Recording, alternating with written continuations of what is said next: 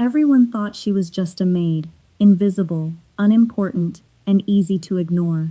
But the night the billionaire's mother collapsed inside the mansion, every wealthy guest froze in fear. Only one person ran toward her instead of away. What happened the next morning shocked the entire city and changed one young woman's life forever. The screech of metal wheels on wet pavement was a sound Sophia Carter knew by heart. It was 4:15 in the morning in South Chicago, a time when the rest of the world was wrapped warm under heavy blankets, fast asleep, dreaming of better tomorrows. Sophia was already at the kitchen counter, wrapping her calloused fingers around a worn ceramic mug. The apartment smelled faint of damp plaster and cheap instant coffee, a harsh contrast to the bitter autumn air seeping through the cracked window pane. She moved with practiced quiet. In the tiny bedroom down the hall slept her mother, Eleanor, whose joints swelled terribly whenever the Midwest frost rolled off Lake Michigan. Eleanor's breathing was soft and raspy, burdened by years of working double shifts at a dry cleaning plant before her body finally gave out. Sophia set a thermos of hot tea on Eleanor's nightstand, carefully placing a handwritten note beside it. "Mom, soup is in the fridge. Take your blue pill at noon. I love you." Before walking out into the dark, Sophia paused at the small desk in the living room. Underneath a plastic desk lamp lay a worn notebook, its pages filled with neat, precise columns of numbers, rent, utility bills, medications, and at the bottom, highlighted in bright yellow, Lucas, university tuition installment, $4,200 due on the 15th. Her younger brother Lucas was a 19-year-old sophomore studying bioengineering. He had their father's quick mind and brilliant, hopeful eyes. When their father, David, died suddenly 4 years ago from an undiagnosed heart issue, the floor had fallen out from beneath their world. David had been a mechanic, a man whose hands were permanently stained with engine oil, but whose heart was entirely pure. "Sophia," Lucas had cried the night after the funeral, holding his acceptance letter to the state university like it was a piece of trash. "I'm turning it down. I'll get a job at the auto shop." "We can't afford this." Sophia had taken his hands, looking him straight in the eye. "You are going to school, Lucas. You are going to be a scientist. Dad didn't spend his whole life breaking his back so we could give up at the first sign of trouble. I will handle the rest. Do you hear me? I will handle it." And she did. Sophia walked 10 blocks to the nearest bus stop in the biting cold, her thin jacket doing little to keep out the damp wind. She caught the 4:40 bus, transferred to the Blue Line train, and then caught a second bus that carried her past the industrial borders of the city, out into the rolling, gated hills of Oak Ridge Estates. While riding the train, watching the dark urban landscape slowly turn into manicured trees and sprawling stone walls, Sophia pulled a worn pocketbook from her coat. Inside was a framed photo of her father smiling in his grease-stained jumpsuit. "Kindness costs nothing, Soph," her father's voice echoed gently in her mind. "People will judge you by your shoes, your clothes, or how much money you carry in your wallet. But none of that matters. Work hard, do your job with honor, and treat everyone with respect. The universe always balances the scales." Sophia drew a deep breath, holding the photo tight against her chest before tucking it away. She didn't resent the cold. She didn't resent the long commute. Every hour of work was another brick in the foundation of her brother's future. She believed, with an unshakable quiet faith, that no honest effort was ever truly wasted. The King Estate was a massive 15,000 square foot fortress of modern glass, imported limestone, and polished mahogany. Sitting on 50 acres of private, landscaped grounds, it was a physical statement of absolute wealth and power. It was owned by Adrian King. At 35, Adrian was the CEO of King Global Enterprises, an international logistics and real estate conglomerate. He was striking, tall, broad-shouldered, with sharp facial features and slate-gray eyes that seemed to look right through people. To the financial world, Adrian was a machine. He had inherited the company after his father's death 5 years ago and doubled its valuation through relentless discipline, strategic brilliance, and an uncompromising work ethic. But behind that brilliant mind was a heart guarded by steel walls. Years earlier, a former business partner, a man Adrian had trusted like a brother, had embezzled tens of millions from the firm and tried to pin the crime on Adrian. That betrayal had permanently broken Adrian's faith in human nature. He viewed every relationship through a lens of transaction and skepticism. To Adrian, people always wanted something: money, influence, or power.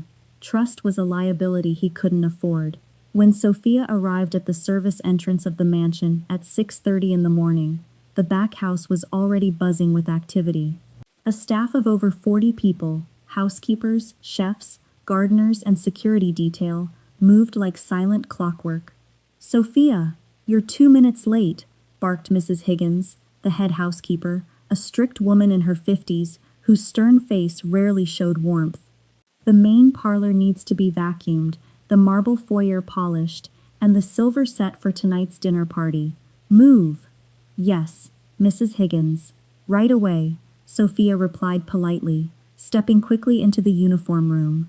She pulled on the simple navy dress and white apron, her demeanor calm, her hands quick.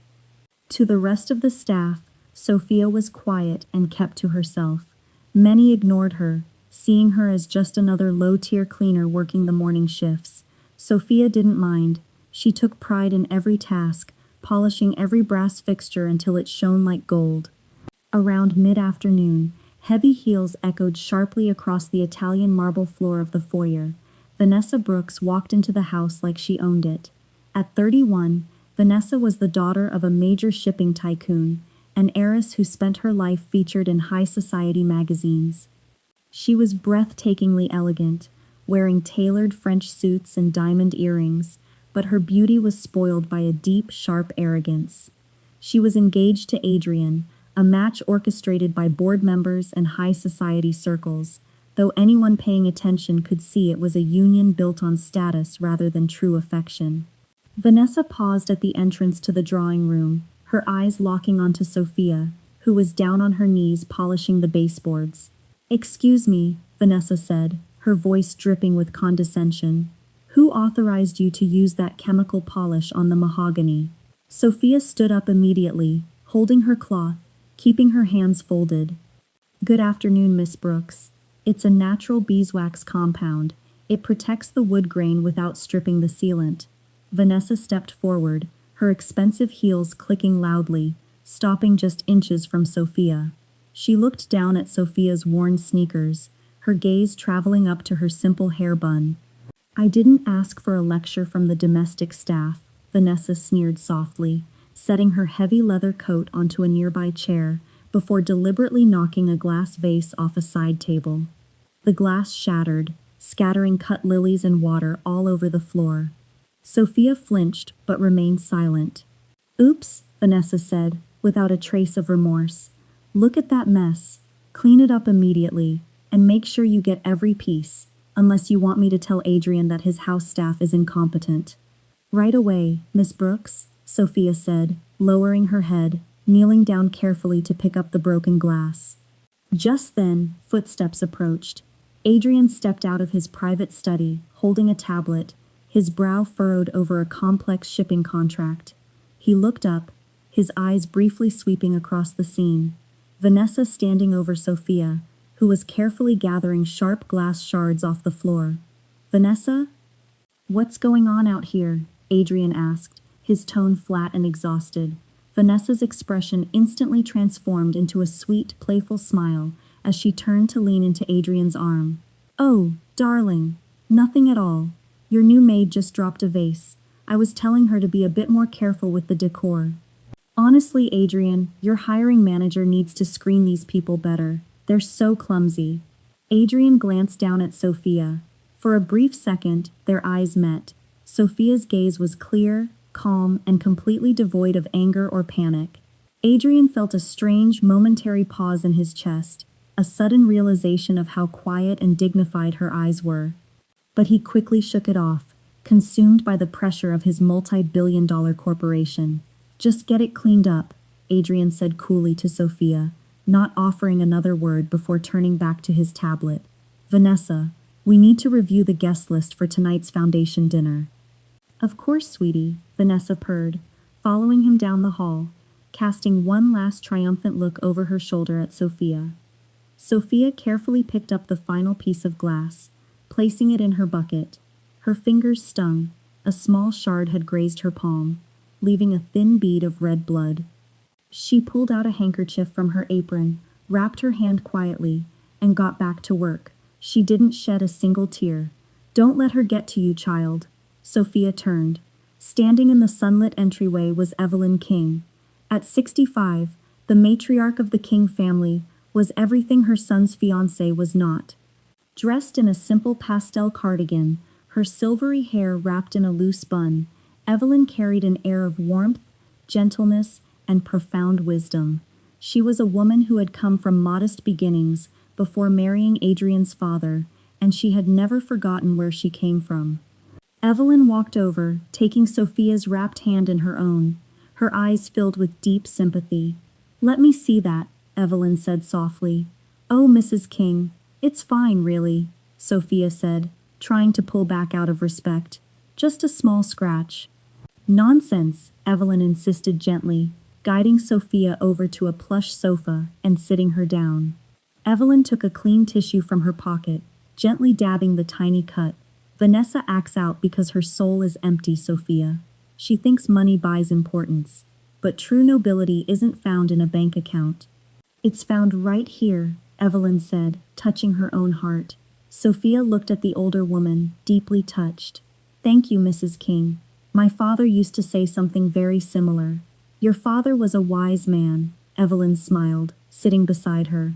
"I watch you around this house, Sophia. You work harder than anyone here, but you never complain. You treat the gardeners with the same respect you show to Adrian. I told my son just yesterday. Wealth means absolutely nothing without humility, but he is so consumed by his spreadsheets and corporate battles that he forgets to look at what actually matters." Evelyn released Sophia's hand, looking into her eyes with pure sincerity. "Stay who you are, Sophia. Never let cold people change your warm heart." By 7 o'clock that evening, the grand ballroom of the King estate was bathed in golden light. The annual King Foundation Charity Gala was in full swing. Most elite me. Over 200 of the state's most elite figures, politicians, hedge fund managers, tech executives, and high society icons, filled the room in tailored tuxedos and custom ball gowns. A 5-piece chamber orchestra played soft classical music near the grand staircase. Servers in formal attire glided through the crowd carrying trays of vintage champagne and beluga caviar. Sophia was stationed near the outer terrace doors, quietly collecting used stemware and ensuring the refreshment tables remained spotless. From across the room, she watched Adrian. He was standing near a marble pillar, surrounded by a group of investors, holding court with quiet authority. Beside him, Vanessa shone in a shimmering red designer dress, proudly displaying a diamond bracelet while talking to a magazine editor. Despite the grandeur, Sophia's attention was repeatedly drawn to Evelyn King. The older woman was standing near the center of the ballroom, conversing with a local judge and his wife. But Evelyn didn't look right. Her complexion had turned a strange pale gray. Her left hand was clutching her silk scarf tightly, her knuckles white, and her breathing appeared abnormally rapid and shallow. Sophia took a step closer, her chest tightening with immediate concern. Having cared for her father during his failing health, Sophia knew the subtle signs of a medical emergency. She saw the slight, uncontrolled twitch in Evelyn's left eyelid. She saw the way Evelyn's feet swayed slightly, struggling to maintain balance. Something is wrong, Sophia thought, setting her service tray on a nearby table.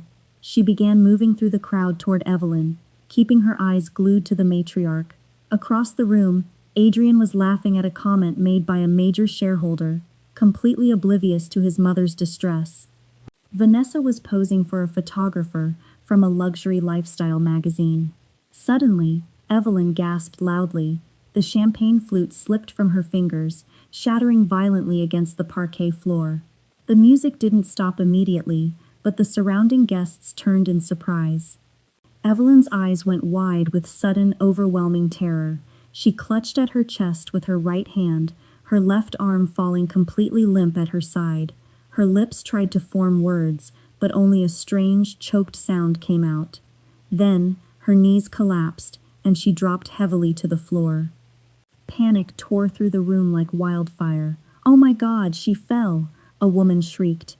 "Is she having a heart attack?" someone yelled. "Back up! Give her space!" shouted an executive, though nobody actually stepped forward to help. Instead of acting, the wealthy crowd recoiled in fear and confusion. Several guests instinctively pulled out their phones, taking photos or recording video of the dramatic scene. Vanessa gasped in horror, clutching her dress back from the floor. "Adrian, do something! This is terrifying! Call security!" Adrian's world stopped. He dropped his glass, his face draining of all color.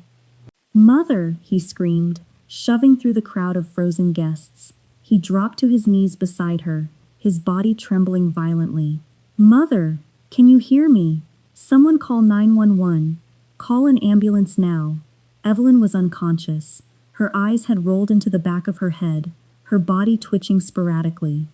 Her jaw was tightly clenched, her breathing choked off. She was suffocating on her own saliva, her airway completely obstructed as her body went into a massive neurological shock. "She's not breathing!" Adrian choked out, panic completely paralyzing his intellect. He pulled at her collar, his hands shaking so violently he couldn't get a grip. "Mother, please, look at me!" Before anyone else could react, a figure broke through the circle of spectators and dropped hard onto the floor beside Adrian. It was Sophia. Without a second of hesitation, Sophia fell to her knees in her maid's uniform. Her face was dead serious, her eyes sharp, focused, completely clear of panic. "Get back, all of you, back up and give her air." Sophia's voice thundered across the silent ballroom, with an absolute, unshakable authority that shocked every billionaire in the room into stillness. "What are you doing?" Vanessa shrieked from the crowd, her voice shrill. "Step away from her. You're just a maid. You'll make it worse."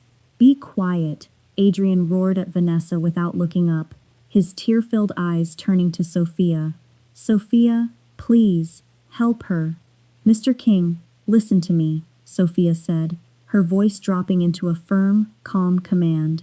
"She is having a stroke, and her airway is blocked. I need you to help me roll her onto her left side right now. Gently, protect her head." Adrian didn't hesitate. The powerful CEO took orders from his house cleaner without a single doubt. Together, they carefully rolled Evelyn onto her side into the medical recovery position. Sophia immediately tilted Evelyn's chin upward, clearing her throat with her fingers, opening the obstructed windpipe. Evelyn let out a long, ragged gasp of air.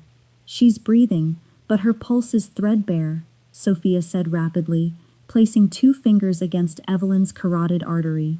She began counting under her breath. "Her heart is fluttering. I need to start compressions." Sophia placed the heel of her hand on the center of Evelyn's chest, interlocking her fingers, and began firm, rhythmic chest compressions, applying her whole body weight with practiced, steady force. 1, 2, 3, 4. Sophia counted aloud, her posture perfect, her face dripping with sweat. "Mother, please stay with me." Adrian wept openly, holding his mother's limp hand, staring at Sophia as if she were the only beam of light in a pitch-black world. "Keep fighting, Mrs. King," Sophia whispered fiercely between compressions, never stopping her rhythm. "You're strong. Stay with us. Come back." For 4 agonizing minutes, Sophia worked tirelessly. While 200 wealthy elite stood by in complete, humbled silence, the quiet housemaid fought with everything she had to keep the heart of the estate beating. The heavy front doors flew open, and 3 emergency paramedics rushed into the ballroom carrying a medical kit, a defibrillator, and a gurney. Sophia immediately eased off compressions, stepping back while keeping her voice steady as she briefed the lead paramedic. "Female, 65 years old. Collapsed 5 minutes ago. Showed immediate signs of a severe ischemic stroke, facial paralysis, loss of motor control on the left side, followed by airway obstruction. I cleared her throat, placed her in recovery position, and performed continuous chest compressions for 4 minutes. Pulse is currently weak at 48 beats per minute. The lead paramedic turned to Sophia, his eyes wide with amazement. You did all of that before we arrived? Yes, Sophia nodded, wiping sweat from her forehead. You saved her brain, the paramedic said sternly, signaling his team to place the oxygen mask on Evelyn. If her airway hadn't been cleared immediately, she would have been dead before we got through the front gates. Fantastic work, young lady. They lifted Evelyn onto the stretcher and moved quickly toward the exit. Adrian sprinted alongside them, his face pale, his mind racing. But as he reached the threshold of the mansion, he stopped. He turned back. Across the vast, ruined ballroom, among scattered champagne glasses and silent guests, Sophia stood alone. Her maid's apron was stained, her hair messy, her hands still shaking from the intense physical exertion. Adrian looked at her, really looked at her, for what felt like the first time in his life. The illusion of status, wealth, and pride was completely shattered. There was only her. Thank you, Adrian mouthed across the room, his voice choked by emotion. Sophia gave a small, weary nod. Then the heavy double doors slammed shut, and the sirens echoed into the dark night. The hospital waiting room on the 10th floor of the Neurological Institute was quiet, save for the hum of fluorescent lights. Adrian sat on a hard vinyl chair, his head buried in his hands, his tuxedo jacket tossed aside. Vanessa sat 3 chairs away, staring at her phone, sighing audibly every few minutes. Adrian, darling, it's 3 in the morning, Vanessa complained softly, her tone laced with annoyance. The doctor said she's in surgery. Sitting here isn't going to speed things up. We have the charity breakfast with the mayor tomorrow at 9. Adrian slowly lifted his head. His slate-gray eyes were cold, razor-sharp, and filled with a profound disgust that made Vanessa freeze. If you say one more word about a breakfast or your schedule, Adrian said, his voice deadly quiet, I will have security remove you from this building. Vanessa opened her mouth to argue, but the sheer fury in his eyes made her shut it immediately. She huffed, turning back to her phone. At 5:30 in the morning, the heavy doors of the intensive care unit swung open. Dr. Harrison, the chief neurosurgeon, walked out, pulling off his surgical mask. Adrian stood up instantly. Doctor, how is she? Dr. Harrison offered a tired but genuine smile. She's stable, Mr. King.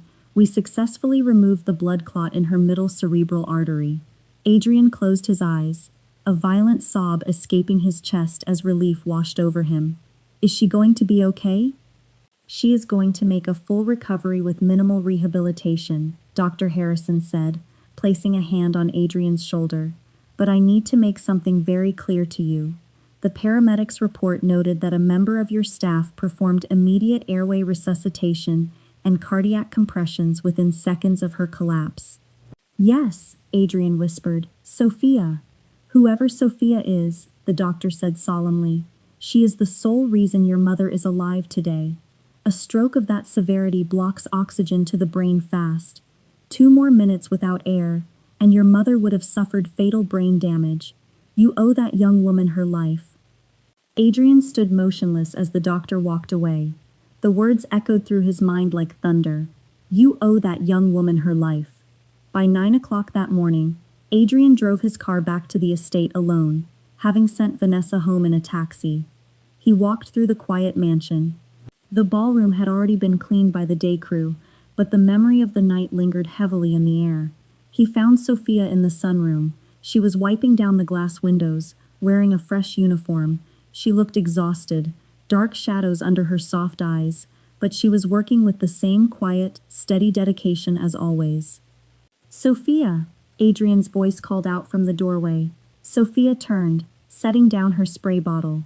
Good morning, Mr. King. How is Mrs. King? Please tell me she's going to make a full recovery, Adrian said, walking slowly into the room.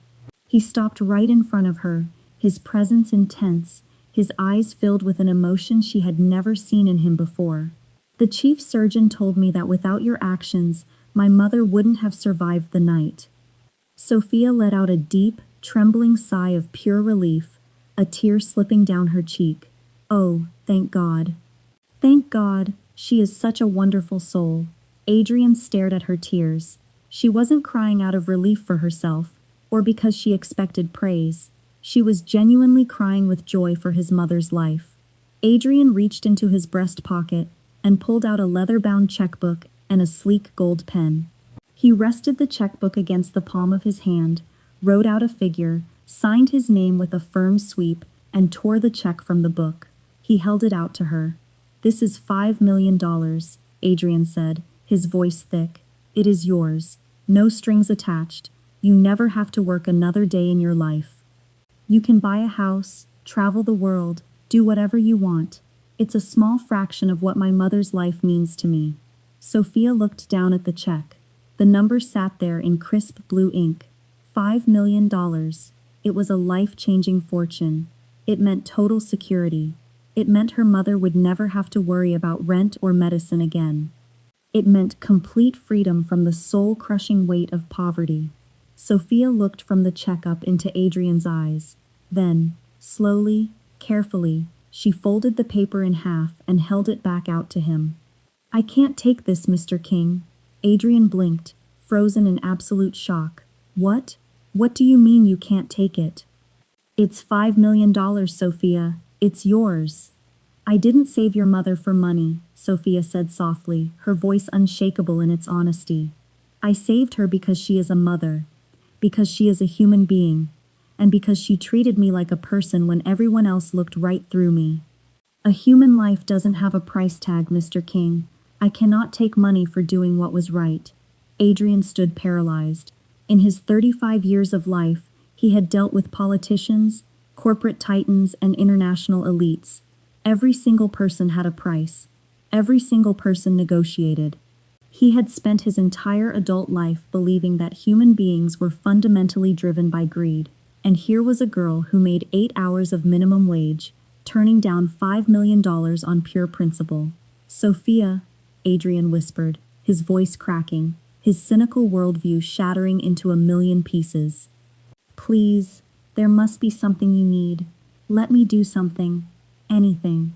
Sophia looked at him, seeing the genuine pain and desperation in his eyes. She paused, thinking of her family. "My younger brother Lucas," Sophia said quietly. "He's 19. He's a sophomore studying bioengineering at the State University. He's brilliant, Mr. King. He wants to design medical equipment to help sick people. But we are struggling to pay his tuition this semester.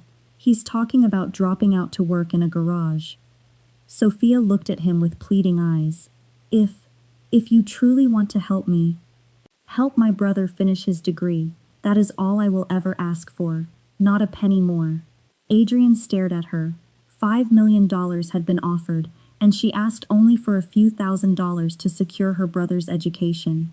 A tear slipped from Adrian's gray eyes, tracing a path down his sharp cheek. He nodded slowly, taking the folded check back. His tuition, his housing, his books, his graduate school, whatever he needs, for the rest of his life, is taken care of as of today, Adrian said, his voice filled with a reverence he had never felt for another human being. "He will never worry about a single dollar again." "Thank you, Mr. King." Sophia smiled gently, her eyes shining. "Thank you so much." "Adrian," he corrected her softly, stepping closer. "Please, call me Adrian." 3 weeks later, Evelyn returned to the King estate. Though she was weak and required a cane for support, her mind was entirely sharp. By her personal command, Sophia was reassigned from general housekeeping to serve as Evelyn's private caregiver and companion. The dynamic within the giant house shifted dramatically. Adrian, who used to leave for his downtown office at 7 in the morning and return long past midnight, began coming home by 4 in the afternoon. The man who used to take his meals alone in his private study began sitting on the sunlit back patio, joining his mother and Sophia for afternoon tea. At first the interactions were quiet and polite, but as the autumn days grew cooler, Adrian found himself drawn to the patio like a moth to a flame. He began to truly talk to Sophia. He discovered that beneath her quiet, humble exterior was a woman of extraordinary intelligence and profound depth. She read extensively, possessed a deep love for classical poetry, and held views on life that were entirely uncorrupted by cynicism or greed. "You work 16 hours a day, Adrian," Sophia remarked one afternoon as they walked together through the estate's oak grove, while Evelyn napped inside. "You own shipping lines, real estate, and tech shares. But when was the last time you sat by the lake and just watched the sunset?" Adrian looked at her, taken aback. "I don't have time for sunsets, Sophia. Building an empire requires sacrifice." "An empire of what?" Sophia asked gently, stopping under a towering yellow oak tree, turning to face him. "If you spend your whole life collecting wealth, but you have no one to share peace with, what have you actually built?" Adrian looked into her warm brown eyes, the autumn wind rustling her hair. Her words hit him not as a critique, but as a profound truth he had spent 15 years running away from. "I've spent my whole life protecting myself from people trying to take from me," Adrian admitted softly, his voice vulnerable. "I forgot what it feels like to just exist." "Then start existing," Sophia smiled, reaching out spontaneously, placing her hand gently over his. "It's never too late." Adrian looked down at her small hand in his. A warm, electric feeling passed through his veins. For the first time in his life, he felt a peace so absolute that it terrified him. Over the next month, their bond grew from mutual respect into an overwhelming, magnetic attraction. Adrian found himself looking for any reason to be near her. He helped her carry Evelyn's heavy therapy equipment. He sat with her in the library into the late evening, helping her with her own self-study books.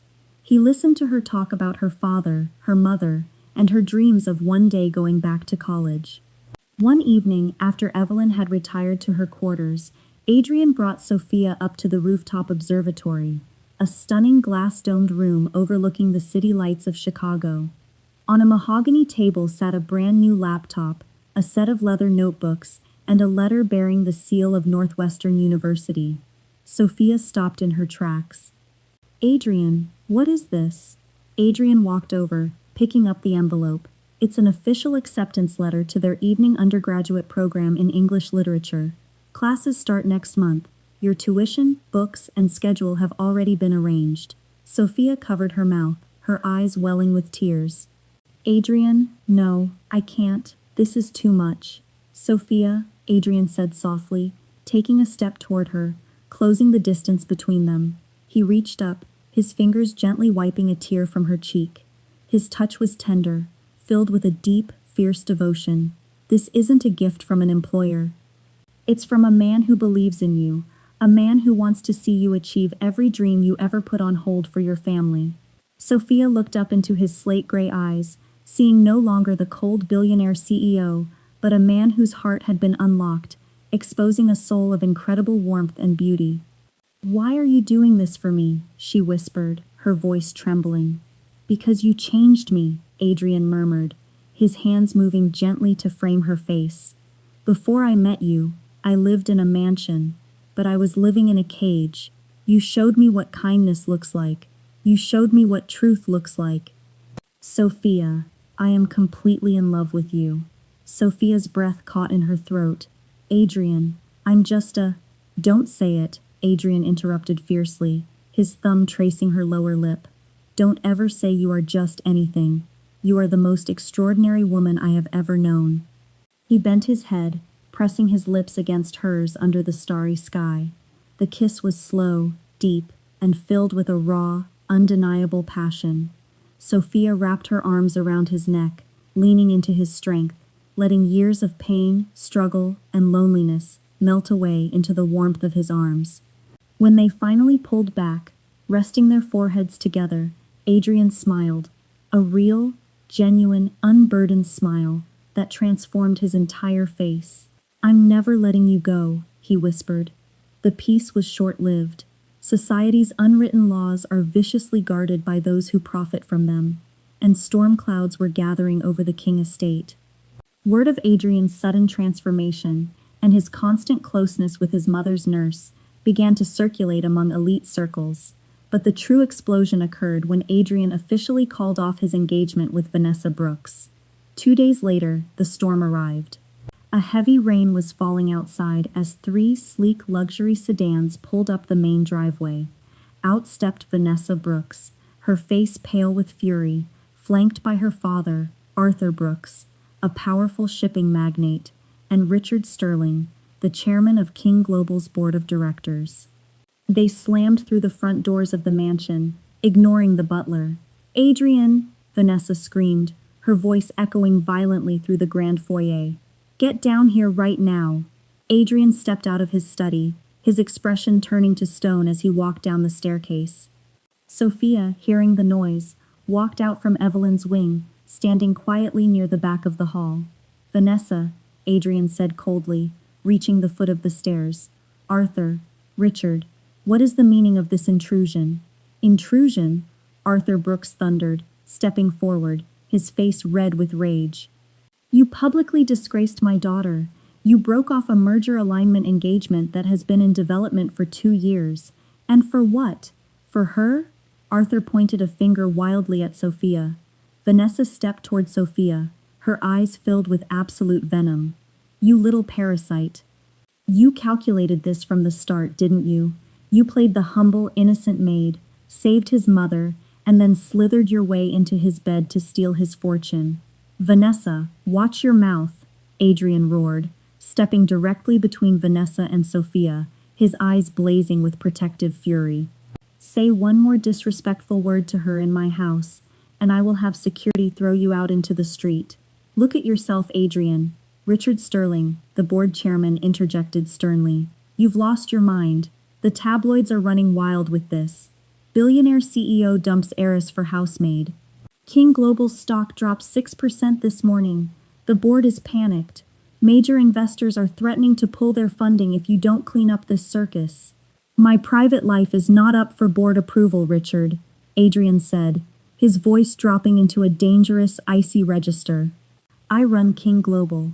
I brought this company to record profits, and I decide who I marry." "Marry?" Vanessa shrieked, laughing hysterically. "You intend to marry her? She's trash, Adrian. She comes from a slum. Her family has nothing. She's using you. That is enough." The sharp, powerful voice echoed from the top of the stairs. Evelyn King stood at the landing, leaning firmly on her mahogany cane. Despite her physical frailty, her eyes burned with an authority that instantly silenced the entire room. She walked slowly down the stairs, step by step, her gaze fixed entirely on Vanessa. "Vanessa Brooks," Evelyn said, stopping at the base of the steps, her voice clear and strong. "You speak of trash, yet you display the trashiest behavior I have ever witnessed in this home. You possess millions, yet your character is bankrupt. When I collapsed on this floor, dying, you backed away to protect your expensive dress." Sophia didn't care about her clothes. She cared about my life. Evelyn turned to Arthur Brooks and Richard Sterling. "Sophia has more grace, dignity, and honor than every member of your elite clubs combined. If my son chooses to love her, he has my total and unconditional blessing. Now get out of my home." "All of you," Arthur sneered, grasping Vanessa's arm. "You're making a catastrophic mistake, Evelyn. Adrian, if you marry this girl, the board will initiate a vote of no confidence to remove you as CEO. You will lose your empire." "Then let them try," Adrian said, without a single second of hesitation. "Now get out." They turned and stormed out into the rain, slamming the heavy doors behind them. The silence that followed was heavy and suffocating. Adrian turned to comfort Sophia, but the look on her face broke his heart. She wasn't angry. She was heartbroken. Over the next 4 days, the media onslaught was relentless. Leaked photos of Sophia walking out of her apartment were splashed across national tabloids. Headlines labeled her a gold digger, an ambitious maid, and a corporate threat. Reporters camped outside her mother's apartment, shoving microphones in her 19-year-old brother's face as he walked to class. King Global's stock continued to plummet. Board members held emergency meetings, threatening to strip Adrian of his position. Sophia sat in her small bedroom back at her mother's apartment on the 5th night. She looked at the TV screen, watching news anchors debate Adrian's capability to lead his company, showing stock charts crashing in red. She saw a clip of Adrian walking out of a board meeting, looking exhausted, dark circles under his eyes, being mobbed by dozens of aggressive reporters. She realized the terrible truth. As long as she was by his side, the world would use her as a weapon to destroy him. They would strip him of his legacy, his reputation, and the empire his father had died building. He gave up everything to protect me, Sophia whispered to the quiet room, tears streaming down her cheeks. Now I have to protect him. Late that night, while the city slept under a blanket of fog, Sophia packed a single small suitcase. She walked into the quiet main office of the King estate one last time, using her master keycard. She walked up to Adrian's mahogany desk, setting down her security badge, her maid uniform, and the silver laptop he had given her. Beside them, she placed a handwritten letter. Dearest Adrian, to love you has been the greatest gift of my life. You showed me that a heart frozen by betrayal can learn to trust again. But love means sacrifice. I cannot sit by and watch the world tear down your empire, your father's name, and your life's work because of me. The world is not ready to understand us, and I refuse to let my presence be the weapon that destroys you. Please do not come looking for me. Take care of your mother. Rebuild your company. Be the brilliant, powerful man I know you are. Thank you for seeing me when I was invisible. Forever yours, Sophia. Sophia turned, wiped her eyes, and walked out into the cold morning air, disappearing into the fog without looking back. When Adrian arrived at his office the next morning and found the letter, his world completely collapsed. He fell to his knees beside his desk, clutching the piece of paper to his chest, letting out a guttural, heartbroken cry that echoed through the silent mansion.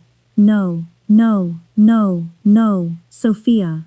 He drove to her mother's apartment, pounding on the door until Eleanor answered, but Eleanor only looked at him with sad, tearful eyes. She's gone, Adrian. She left her phone. She didn't tell us where she was going. She said she had to protect you.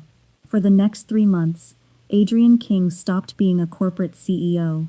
He handed daily operations of King Global over to his chief operating officer, ignored board meetings, and launched a massive, relentless private search across the state.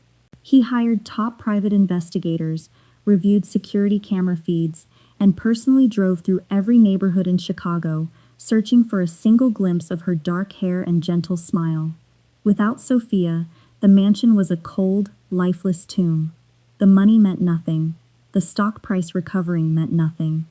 The luxury was empty.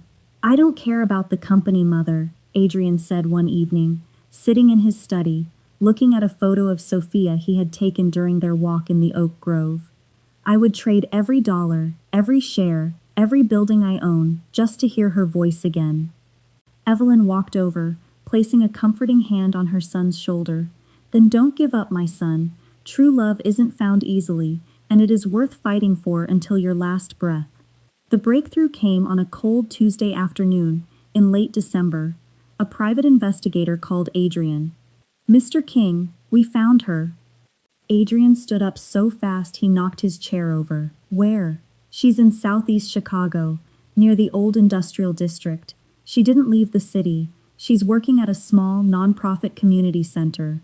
10 minutes later, Adrian was behind the wheel of his car, speeding through the icy streets. He pulled up to a weathered brick building with a painted sign out front, Oak Street Youth and Family Haven. Adrian stepped out of his car, his heart hammering against his ribs like a trapped bird. He walked softly up the concrete steps and pushed open the heavy wooden door. The sound of children laughing and pencils scratching echoed down the hallway. Adrian walked toward the main classroom, stopping at the doorframe. There she was. Sophia was sitting at a low wooden table, surrounded by 8 young children from low-income families. She was wearing a simple wool sweater, helping a young girl read from a picture book. Her face was illuminated by the soft afternoon light, her voice patient, warm, and full of encouraging love. Adrian stood frozen, tears blinding his eyes. She hadn't taken his money. She hadn't sought comfort or luxury. She had taken her tiny savings, moved into a cheap studio room, and dedicated every waking hour to teaching underprivileged children who had no one else to help them. Her soul was completely incapable of selfishness. As if feeling his presence, Sophia paused. She looked up toward the doorway. Her eyes locked with Adrian's. The picture book slipped from her hands. She stood up slowly, her lips trembling, her eyes wide with shock. Adrian? Adrian walked into the room, ignoring the staring children. He stopped right in front of her, his whole body trembling with intense emotion. "You left," Adrian whispered, his voice cracking, tears streaming freely down his face. "You thought you were protecting me, but you broke my heart, Sophia. You took my whole life with you." "Adrian, you don't understand," Sophia choked out, tears flooding her eyes. "The media, your board, your empire, they were going to destroy you because of me." Adrian reached out, pulling her violently into his arms, crushing her against his chest, as if he would never let her go again. He buried his face in her hair, inhaling her familiar scent of chamomile and rain. "Let them destroy it," Adrian shouted fiercely into her hair, sobbing softly. "Let them take every building, let them take every stock. An empire without you is just a pile of cold dust, Sophia. You are my home, you are my legacy. I don't give a damn about the rest of the world." Sophia buried her face in his chest, sobbing hysterically, wrapping her arms around his waist, letting go of all the grief and longing she had buried for 3 unbearable months. "I missed you so much," she wept. "I missed you every single day. I'm never letting you leave again," Adrian swore, kissing her forehead, her cheeks, her lips. "Never." 1 week later, the Grand Hyatt Ballroom in downtown Chicago hosted the annual Metropolitan Business Leadership Gala, the most prestigious event of the year. Over 500 high society figures, international media outlets, political leaders, and corporate titans were in attendance. News cameras lined the red carpet, broadcasting live to millions of viewers nationwide. Vanessa Brooks sat at the main front table with her father, looking regal, smugly whispering to board members that Adrian had finally come to his senses and returned to run the company. At 8 o'clock, the lights dimmed. The chairman of the business council walked up to the podium. "Ladies and gentlemen," the chairman announced, "please welcome the CEO of King Global Enterprises, Mr. Adrian King." Applause echoed through the massive room. Adrian stepped onto the stage. He wore a crisp dark tuxedo, but he held no index cards, no tablet, and no prepared corporate speech. His posture was imposing, his gray eyes shining with an absolute, terrifying clarity. He adjusted the microphone, looking out over the sea of wealthy, powerful faces. "Good evening," Adrian's voice boomed softly across the room. "Tonight, I was scheduled to deliver a speech on international trade markets and corporate growth strategies, but I am not going to talk about money tonight." The room grew quiet. Vanessa's gaze sharpened, her brow furrowing. "For 35 years," Adrian continued, his voice steady and powerful, "I believed that success was measured by net worth. I believed that power was measured by how many people you could command. I looked down on the world from glass towers, convinced that everyone was driven by greed, status, and self-interest." He paused, looking directly toward table 4, where Richard Sterling and Arthur Brooks sat. "A few months ago," Adrian said, "my mother suffered a catastrophic stroke in my home. While 200 wealthy, influential people stood by taking photos or running away in fear, one person ran toward her.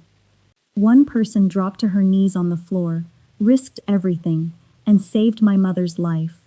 Murmurs rippled through the audience. Reporters began leaning forward, cameras flashing rapidly. The next morning, Adrian's voice vibrated with emotion. "I offered that young woman $5 million. And she turned it down.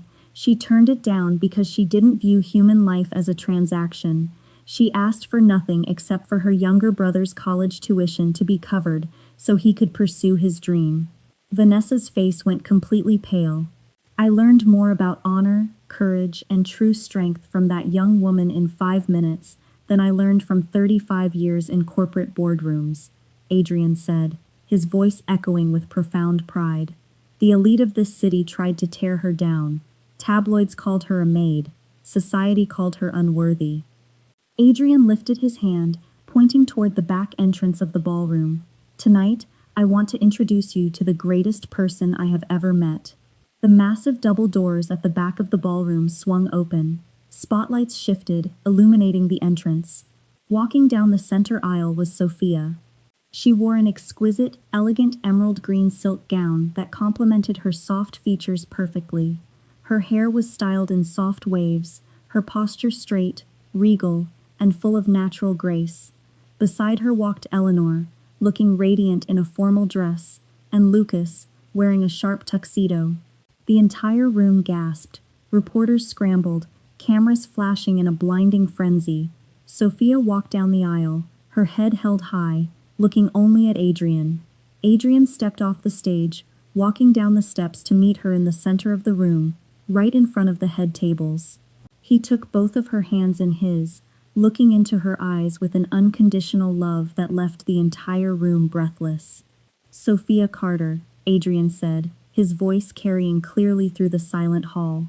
"You saved my mother's life. But more than that, you saved mine. You taught me how to love, how to live, and how to be a real man." In front of 500 wealthy executives, in front of national television cameras, and in front of Vanessa Brooks, who watched in horrified silent disbelief, the billionaire CEO dropped down onto one knee.